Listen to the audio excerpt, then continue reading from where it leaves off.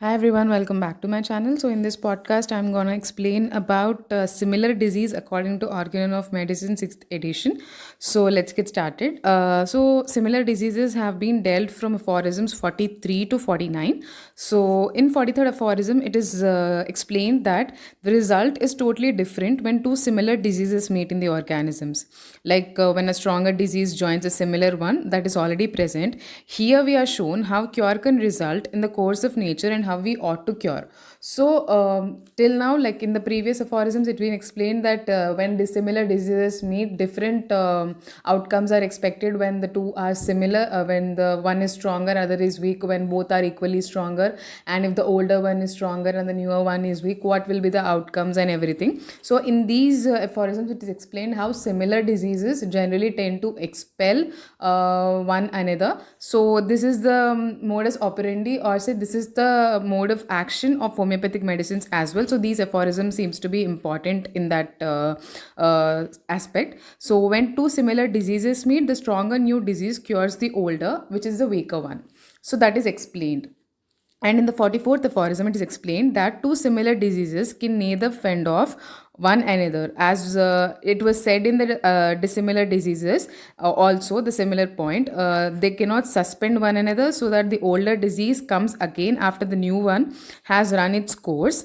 And nor can two similar diseases exist next to one another in the same organisms or form a double complicated disease. So, in presentation, generally the dissimilar diseases are explained that they can either repel one another, or they can the newer one can suspend the older one, or they both together form a double complicated disease. But it doesn't happen in such in respect to similar diseases. In 45th aphorism, it is explained that no two diseases differing as to mode, but very similar in their manifestations and actions, in the sufferings and symptoms they cause, always and everywhere annihilate one another as soon as they meet in the organism. That is, the stronger disease annihilates the weaker one. It is not difficult to guess the cause of this. Due to its active similarity, the stronger additional disease potence claims by preference precisely the same parts in the organism that were until then affected by the weaker disease irritant. Consequently, the weaker disease can no longer impinge upon those parts and it expires.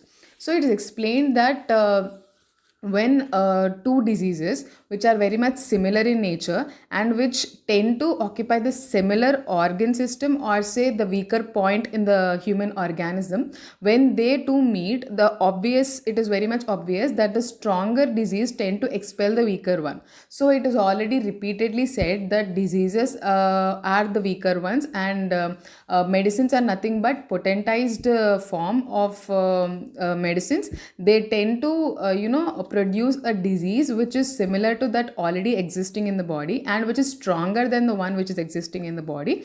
And if it satisfies these conditions, the disease will definitely be expelled from the body by the stronger dynamic force in the form of medicine. So it is also said that, in other words, as soon as a similar but stronger disease potence masters the feeling of patient, the life principle, on account of an unity, can no longer feel the weaker similar one. The weaker one is removed or extinguished, it exists no more, for it never was anything material, but rather only a dynamic or spirit like affection. The life principle remains affected only by the new, similar but stronger disease potence of medication, although it is only temporary. So it is clearly explained that though the medicines are stronger in putting their in exhibiting their effect on the vital force, they generally are short lived, right? So once the a permanent weaker dynamic affection is removed from the body, that is, disease is removed from the body, the vital force is now occupied only by the medicinal force, which is a stronger one but a temporary one. And in 46th aphorism, it is explained the examples of similar diseases are given, like how cure has occurred in similar diseases. Like smallpox vaccinations have cured eye inflammations and blindness, and smallpox has lifted deafness and dyspnea. So there is a point to be added here. Smallpox are generally self-limiting diseases. So one way it can be considered cure only, though they both are diseases in their form. So smallpox has cured testicular swelling. Smallpox has conquered conquered dysentery. Smallpox has lifted recently inoculated cowpox, and cowpox inoculation has prevented or greatly diminished smallpox. Inoculated cowpox has cured skin eruptions. So in the footnotes also it's given the effectiveness of Jenner's smallpox vaccine made from cowpox. So it is also explained. So let me be a bit clear over here. These are perfectly valid explanations because smallpox or the inflammations if you take and testicular swellings you take and dysentery, they may be caused due to the viral organisms as well, and even smallpox is a outcome of viral infection. So maybe they both are similar in their nature and exhibiting same effect on the body.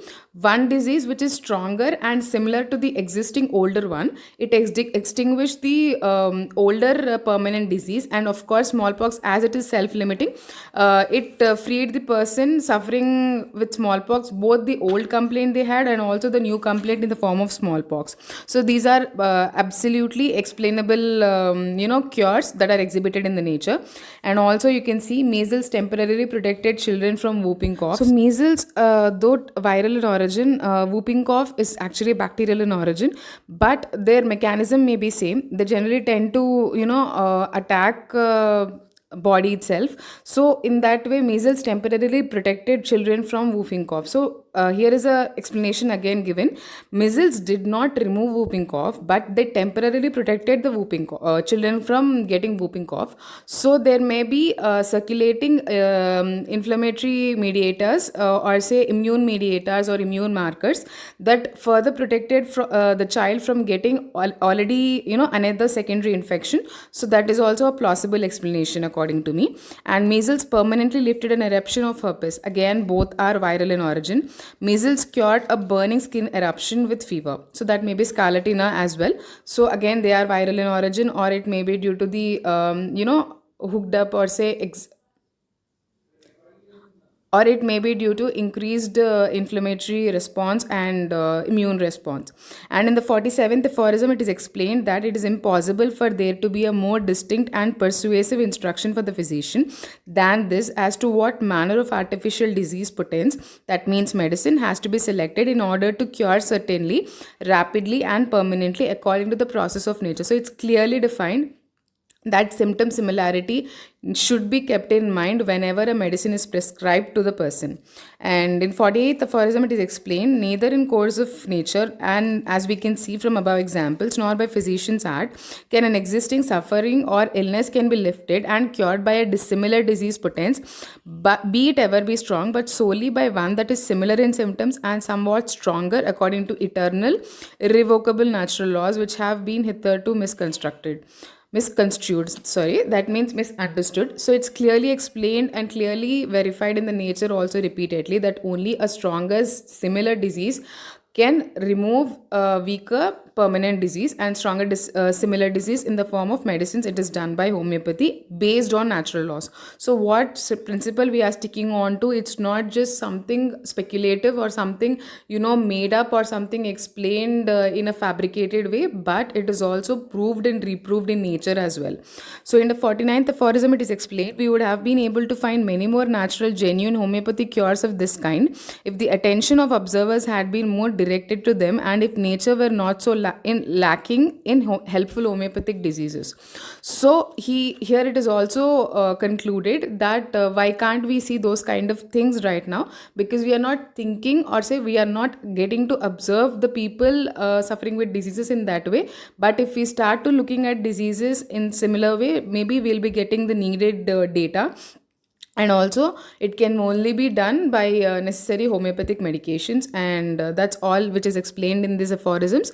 Hope this video was helpful. If so, don't forget to subscribe to this channel. Till then, bye bye and have a great day.